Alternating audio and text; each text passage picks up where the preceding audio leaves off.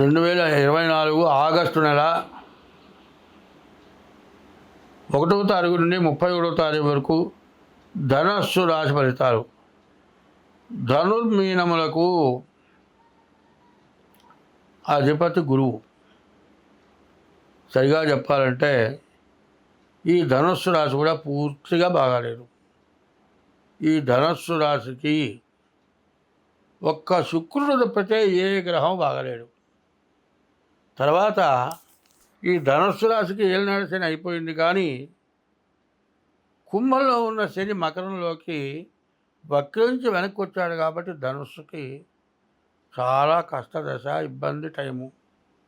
ఏలినాడు శనితో సమానం.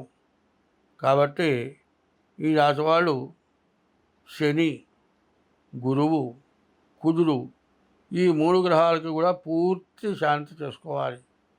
అదే కాదండి, 9 గ్రహాలకు కూడా శాంతి చేయడం చాలా అవసరం. అట్లా కాని పక్షంలో 9 గ్రహాలకి సంఖ్య జపం అంటే 1,20,000 జపం చేయాలి. మరి 9 రకాల ధాన్యాలు దానం ఇవ్వాలి, హోమం చేయాలి. ఇవన్నీ చేయలేని వాళ్ళు ఏం చేయాలి? ఆదివారం సూర్యుడి దగ్గర దీపారాధన, పూజ. అట్లా సోమవారం చంద్రుడు, మంగళవారం కుజుడు, బుధవారం బుధుడు, గురువారం గురువు, శుక్రవారం శుక్రుడు, శనివారం శని, ఆదివారం రాహువు, సోమవారం కేతువు. ఇట్లా గ్రహాలకి ప్రతి గ్రహం దగ్గర ఆ వారం రోజు ఆ దీపారాధన, పూజ, మీ చేతనైన పూజ మంత్రయుక్తంగా కాకపోతే 2 పూలు దళినైనా అక్కడ ఒక్కొక్క గ్రహానికి సంబంధించిన శ్లోకాలు ఉంటాయి. ఆ శ్లోకం చదువుకొని దండం పెట్టండి, మీకు అన్ని విధాల బాగుంటుంది. తర్వాత ఈ రాశి వాళ్ళు చాలా క్రిటికల్ అయినటువంటి పొజిషను. కొన్ని రాశాలు కర్కాటకం, ధనస్సు, మకరం, కుంభం, మీనం ఈ రాశులు చాలా సమస్యలతో కూడుకొని ఉన్నాయి. కాబట్టి ఈ రాశి వాళ్ళు ఎంత జాగ్రత్తగా ఉంటే అంత మంచిది.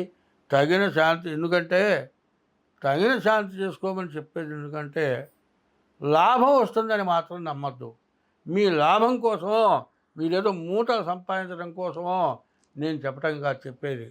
నష్టం నుంచి బయటపడాలి, ఉన్నది పోగొట్టుకోవాలి. శాస్త్రం ఏంటంటే, ఒక వాడు పెళ్లి చేసుకున్నాడు, భార్యతో కాపురం చేస్తున్నాడు. ఇంకొక ఆమె కనపడేది, చాలా అందంగా ఉందిట. ఆమె అమ్మడి పడ్డాట. ఆ అమ్మడి పడితే ఏమైంది? చేసుకున్న పెళ్ళాన్ని దాన్ని ఉంచుకున్నాడని అది పోయింది. అది పోయిన తర్వాత ఉంచుకున్నది పోయిందిట. అప్పుడేమైంది? ఉన్నది పోయిందిట, ఉంచుకున్నది కూడా పోయిందిట. అందువల్ల ఇప్పుడు ఉన్నది పోకుండా ఉంటే చాలు, కొత్తది రాకపోయినా పర్వాలే. కాబట్టి ఈ రాశి వాళ్ళు ఏం చేయాలి? పూర్తి శాంతి. మీరు జాతకం చూపించుకోవాలి, జాతక రీత్యా ప్రవర్తించాలి, జాతక రీత్యా పరిహారాలు చేయించుకోవాలి. అందువల్ల ఏంటంటే, మీరు ఇంతకుముందు సంపాదించుకున్నది కానీ, మీ పెద్దవాళ్ళు ఇచ్చింది కానీ, మీరు చేసే వృత్తిలో కానీ అన్ని సమస్యలే ఈ రాశి వాళ్ళకి. కాబట్టి ఈ రాశి వాళ్ళు ఖచ్చితంగా మీ డేట్ ఆఫ్ బర్త్ ద్వారా, లేకపోతే మీ హస్తసాముద్రిక ద్వారా మీ జాతకం చూపించుకొని ముందు దానికి తగిన పరిహారాలు చేసుకోండి. ఏ నష్టం లేకుండా బయటపడతారు. లాభం లేకపోతే కానీ నష్టం లేకుండా ఉండాలి. నేను చెప్పేది ఒకటే, లాభం వచ్చే రోజు నేను ఆపినా ఆగదు. నీకు వచ్చే లాభం వచ్చిందా? దాని వాళ్ళకి ఏం చెబుతున్నారు చాలామంది, నువ్వు ఇంద్రుడు అవుతావు, చంద్రుడు అవుతావు, ప్రధానమంత్రి అవుతావు. ఏమీ కాదు అక్కడ అయ్యేది. కానీ దానివల్ల సంతోషపడి డబ్బులు ఇస్తారు. నీ దోషాలు చెప్పేవాడికి డబ్బులు రావు. మాబోటి వాళ్ళు ఉన్న దోషాన్ని పోగొట్టుకోండియా, నష్టపడబాకండియా, కష్టపడబాకండియా అని మేము చెబుతున్నాం. అంతేగాని చెడును చెబితే మనకి ఇబ్బంది లేదు. చెడును పోగొట్టుకుంటే మనకు సమస్య రాదు. మరి మంచి అనేది చెప్పినా వస్తుంది, చెప్పకపోయినా వస్తుంది. మంచి టైంలో ఎవరిని అడగాల్సిన అవసరం కూడా లేదు. అయితే మంచిని సరిగ్గా మంచి నడవాలి అంటే చెడును పోగొట్టుకోవాలి. అటువంటి చెడుని ప్రత్యేకించి నేను చెప్పడం జరుగుతుంది. అది మాత్రం పూర్తిగా గ్రహించండి. ఈయన పంచాంగం చెప్పడం మొదలు పెడితే ఆ గ్రహం బాగాలేదు, ఈ గ్రహం బాగాలేదు, ఆ పూజ చేసుకో, ఈ గుళ్ళో పోయి ఇట్లా చెబుతున్నాడని కొంతమంది అనుకోవచ్చు. కానీ చెడుని చెప్పడం చాలా అవసరం. ఒళ్ళు దగ్గర పెట్టుకొని ప్రవర్తించాలి. ఏమవుతుందంటే, చెడు పోగొట్టుకోకపోతే నష్టం ఎక్కువ జరుగుతుంది. కాబట్టి అది చాలా జాగ్రత్త అవసరం. కాబట్టి నేను మంచే ప్రధానంగా చెబుతూ ఉంటా. చెడును పోగొట్టుకోవాలంటే మంచి జరుగుతుంది. రాత్రి పోయిన తర్వాత పగలొస్తుంది. పగలు పోయిన తర్వాత మళ్ళీ రాత్రి వస్తుంది. ఆ రాత్రి నుంచి తప్పించుకున్నప్పుడే పగలు, వెలుతురు అన్నీ చూస్తాం. కాబట్టి మీరు చెడు పోగొట్టడానికే చెప్పేది మంచి. ధనుర్మీనములకు అధిపతి గురువు. సరిగా చెప్పాలంటే ఈ ధనుస్సు రాశి కూడా పూర్తిగా బాగాలేదు. ఈ ధనుస్సు రాశికి ఒక్క శుక్రుడు తప్పితే ఏ గ్రహం బాగలేడు. తర్వాత ఈ ధనుస్సు రాశికి ఏలినాడు శని అయిపోయింది, కానీ కుంభంలో ఉన్న శని మకరంలోకి వక్రించి వెనక్కి వచ్చాడు. కాబట్టి ధనుస్సుకి చాలా కష్టదశ, ఇబ్బంది టైము. ఏలినాడు శనితో సమానం. కాబట్టి ఈ రాశి వాళ్ళు శని, గురువు, కుజుడు ఈ 3 గ్రహాలకి కూడా పూర్తి శాంతి చేసుకోవాలి. అదే కాదండి, 9 గ్రహాలకు కూడా శాంతి చేయడం చాలా అవసరం. అట్లా కాని పక్షంలో 9 గ్రహాలకి సంఖ్య జపం అంటే 1,20,000 జపం చేయాలి. మరి 9 రకాల ధాన్యాలు దానం ఇవ్వాలి, హోమం చేయాలి. ఇవన్నీ చేయలేని వాళ్ళు ఏం చేయాలి? ఆదివారం సూర్యుడి దగ్గర దీపారాధన, పూజ. అట్లా సోమవారం చంద్రుడు, మంగళవారం కుజుడు, బుధవారం బుధుడు, గురువారం గురువు, శుక్రవారం శుక్రుడు, శనివారం శని, ఆదివారం రాహువు, సోమవారం కేతువు. ఇట్లా గ్రహాలకి ప్రతి గ్రహం దగ్గర ఆ వారం రోజు ఆ దీపారాధన, పూజ, మీ చేతనైన పూజ మంత్రయుక్తంగా కాకపోతే 2 పూలు దళినైనా అక్కడ ఒక్కొక్క గ్రహానికి సంబంధించిన శ్లోకాలు ఉంటాయి. ఆ శ్లోకం చదువుకొని దండం పెట్టండి. మీకు అన్ని విధాలా బాగుంటుంది. తర్వాత ఈ రాశి వాళ్ళు చాలా క్రిటికల్ అయినటువంటి పొజిషను. కొన్ని రాశాలు కర్కాటకం, ధనస్సు, మకరం, కుంభం, మీనం ఈ రాశులు చాలా సమస్యలతో కూడుకొని ఉన్నాయి. కాబట్టి ఈ రాశి వాళ్ళు ఎంత జాగ్రత్తగా ఉంటే అంత మంచిది. తగిన శాంతి, ఎందుకంటే తగిన శాంతి చేసుకోమని చెప్పేది ఎందుకంటే లాభం వస్తుందని మాత్రం నమ్మద్దు.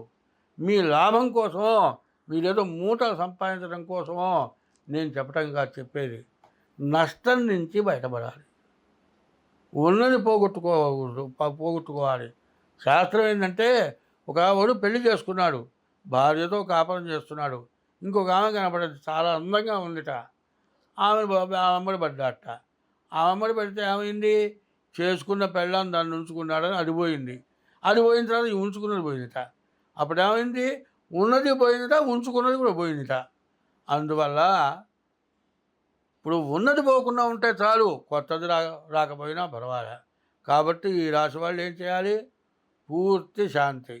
మీరు జాతకం చూపించుకోవాలి, జాతక రీత్యా ప్రవర్తించాలి, జాతక రీత్యా పరిహారాలు చేయించుకోవాలి. అందువల్ల ఏంటంటే మీరు ఇంతకుముందు సంపాదించుకున్నది కానీ, మీ పెద్దవాళ్ళు ఇచ్చింది కానీ, మీరు చేసే వృత్తిలో కానీ అన్ని సమస్యలే ఈ రాశి వాళ్ళకి. కాబట్టి ఈ రాశి వాళ్ళు ఖచ్చితంగా మీ డేట్ ఆఫ్ బర్త్ ద్వారా లేకపోతే మీ హస్త సాముద్రిక ద్వారా మీ జాతకం చూపించుకొని ముందు దానికి తగిన పరిహారాలు చేసుకోండి. ఏ నష్టం లేకుండా బయటపడతారు. లాభం లేకపోతే కానీ నష్టం లేకుండా ఉండాలి. నేను చెప్పేది ఒకటే, లాభం వచ్చే రోజు నేను ఆపినా ఆగదు. నీకు వచ్చే లాభం వచ్చిందా దాని వాళ్ళకి ఏం చెబుతున్నారు చాలామంది, నువ్వు ఇంద్రుడు అవుతావు, చంద్రుడు అవుతావు, ప్రధానమంత్రి అవుతావు. ఏమీ కాదు అక్కడ అయ్యేది. కానీ దానివల్ల సంతోషపడి డబ్బులు ఇస్తారు. నీ దోషాలు చెప్పేవాడికి డబ్బులు రావు. మాబోటి వాళ్ళు ఉన్న దోషాన్ని పోగొట్టుకోండియా, నష్టపడబాకండియా, కష్టపడబాకండియా అని మేము చెబుతున్నాం. అంతేగాని చెడును చెబితే మనకి ఇబ్బంది లేదు. చెడును పోగొట్టుకుంటే మనకు సమస్య రాదు. మరి మంచి అనేది చెప్పినా వస్తుంది, చెప్పకపోయినా వస్తుంది. మంచి టైంలో ఎవరిని అడగాల్సిన అవసరం కూడా లేదు. అయితే మంచిని సరిగ్గా మంచి నడవాలి అంటే చెడును పోగొట్టుకోవాలి. అటువంటి చెడుని ప్రత్యేకించి నేను చెప్పడం జరుగుతుంది. అది మాత్రం పూర్తిగా గ్రహించండి.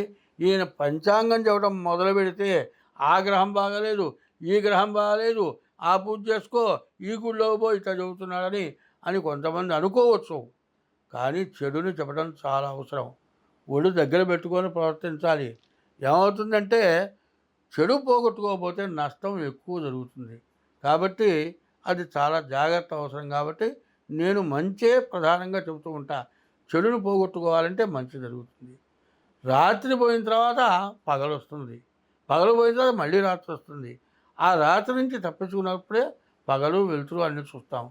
కాబట్టి మీరు చెడు పోగొట్టడానికే చెప్పేది మంచి. స్వస్తి.